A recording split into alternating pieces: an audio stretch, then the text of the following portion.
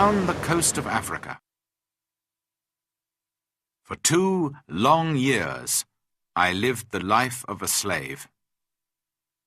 I worked in the house and the garden, and every day I planned to escape, but it was never possible. I thought about it day and night. My master liked to go fishing in a little boat, and he always took me with him. A man called Merle and a young boy also went with us. One day my master said to us, "Some of my friends want to go fishing tomorrow. Get the boat ready." So we put a lot of food and drink on the boat, and the next morning we waited for my master and his friends. But when my master arrived, he was alone. "My friends don't want to go fishing today," he said to me. "But you go with Merle and the boy, and catch some fish for our supper tonight." "Yes, master," I answered quietly. But inside I was excited. "Perhaps now I can escape," I said to myself. My master went back to his friends, and we took the boat out to sea. For a time we fished quietly, and then I moved carefully behind Merle and knocked him into the water. "Swim!" I cried. "Swim to the shore!" My master liked to shoot seabirds, and so there were guns on the boat. Quickly, I took one of these guns.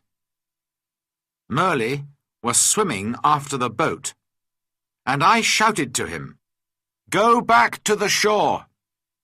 You can swim there. It's not too far. I won't hurt you, but if you come near the boat, I'll shoot you through the head." So Merle turned and swam back to the shore as quickly as he could. Then I said to the boy, "Zuri, if you help me, I'll be a good friend to you. If you don't help me, I'll push you into the sea too." But Zuri was happy to help me. "I'll go all over the world with you," he cried. I wanted to sail to the Canary Islands, but I was afraid to go too far from the shore. It was only a small boat, and so we sailed on south for some days.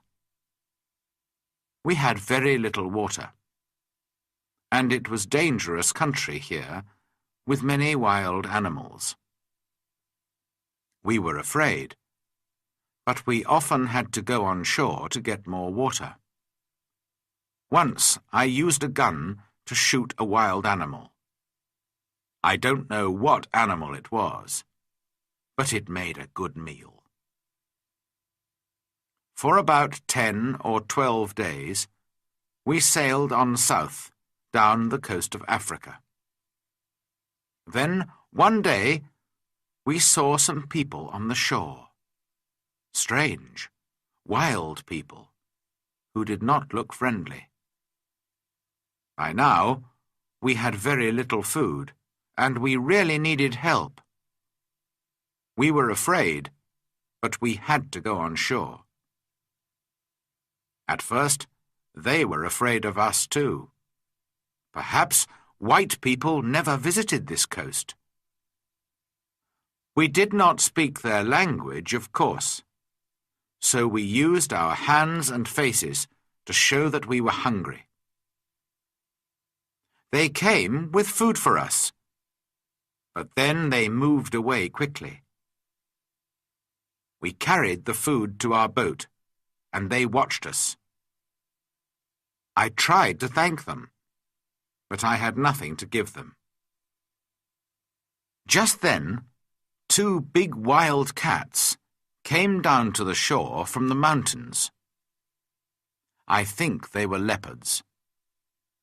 The people were afraid of these wild cats, and the women cried out. Quickly, I took a gun and shot one of the animals. The second wild cat ran back up into the mountains. Guns were new to these African people, and they were afraid of the loud noise and the smoke. But they were happy about the dead wild cat. I gave them the meat of the dead animal, and they gave us more food and water. We now had a lot of food and water, and we sailed on. 11 days later, we came near the Cape Verde Islands. We could see them, but we couldn't get near because there was no wind. We waited.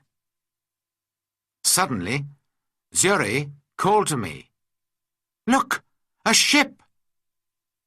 He was right. We called and shouted and sailed our little boat as fast as we could. But the ship did not see us. Then I remembered the guns, which made a lot of smoke. A few minutes later, the ship saw us and turned. When we were on the ship, the Portuguese captain listened to my story. He was going to Brazil and agreed to help me, but he wanted nothing for his help. "No," he said when I tried to pay him. "Perhaps one day someone will help me when I need it." But he gave me money for my boat and for Zuri too. At first, I did not want to sell Zuri as a slave, after all our dangerous adventures together. But Zuri was happy to go to the captain. And the captain was a good man. "In 10 years' time," he said, "Zuri can go free." When we arrived in Brazil 3 weeks later, I said goodbye to the captain and Zuri, left the ship, and went to begin a new life.